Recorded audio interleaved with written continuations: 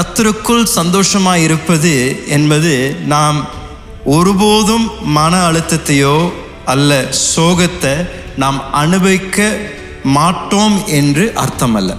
தேவனுடைய வார்த்தையில் எங்கேயுமே ஆண்டவர் நம்மை பார்த்து நீ சந்தோஷமாய் நடி என்று ஆண்டவர் சொல்லலை. நீ சந்தோஷமாய் எல்லாருக்கும் நீ உன்னை காமித்துக்கொள் என்று ஆண்டவர் சொல்லலை. எங்கேயுமே ஆண்டவர் நீ மாய்மாலமாக உனக்கு வெளிப்படையாக சந்தோஷமாக எல்லாரிடத்திலும் இருந்து கொள் என்று ஆண்டவருடைய வார்த்தை எங்கேயும் சொல்லவில்லை. ஆகையால் நாம் இதில் கவனமாக இருக்கணும். ஏனென்றால் நம்முடைய வாழ்க்கையில் பல போராட்டங்கள் வரதான் செய்யும். இயேசுவும் அதை குறித்து தெளிவாக சொன்னார். இந்த பூமியில் பல பிரச்சனைகள் வரும், கவலைப்படாதீர்கள், பயப்படாதீர்கள், நான் இதை மேற்கொண்டேன், நீங்களும் மேற்கொள்ளலாம் என்று தான் தேவன் நம்மை பார்த்து நம்மளை உற்சாகப்படுத்துகின்றார்.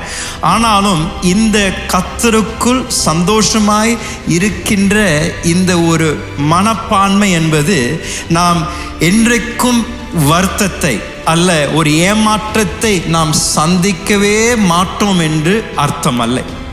தேவனுடைய வார்த்தையில் முக்கியமாக சங்கீத புஸ்தகத்தை நாம் படிப்போம் என்றால் மிக அருமையாக பல இடங்களில் சங்கீதக்காரன் அவனுடைய உணர்வுகளையும் உணர்ச்சிகளையும் தேவனுக்கு முன்பதாக அவன் வெளிப்படுத்துவதை நாம் பார்க்கின்றோம். பல சங்கீதங்கள் துவங்கும் பொழுது அவன் மிக புலம்பலோடு அவன் சங்கீதத்தை துவங்குகின்றான். ஆண்டவரே நீர் எங்கே இருக்கின்றீர் ஆண்டவரே, எதிரிகள்லாம் என்னை மேற்கொள்கிறார்கள், எல்லாரும் எனக்கு விரோதமாக எழும்புகிறார், என்னுடைய சத்தத்தை கேட்கிறீங்களா ஆண்டவரே, நான் ஜெபிக்கின்ற ஜெபத்தை செவிகொடு ஆண்டவரே என்று பல இடங்களில் புலம்பலோடு அவன் ஆரம்பித்து அந்த சங்கீதங்களை நாம் முழுமையாக படிப்போம் என்றால் எந்த இடத்தில் புலம்பலோடு ஆரம்பிக்கின்றானோ அதே சங்கீதத்தை கம்பீரத்தோடு முடிக்கின்றதை நாம் மீண்டும் மீண்டும் பார்க்கின்றோம். அப்படி என்றால் இது ரகசியம் என்பது என்னவென்றால் நம்மளுடைய வாழ்க்கையில் சோதனைகள், பிரச்சனைகள், இந்த ஏமாற்றங்கள் வராது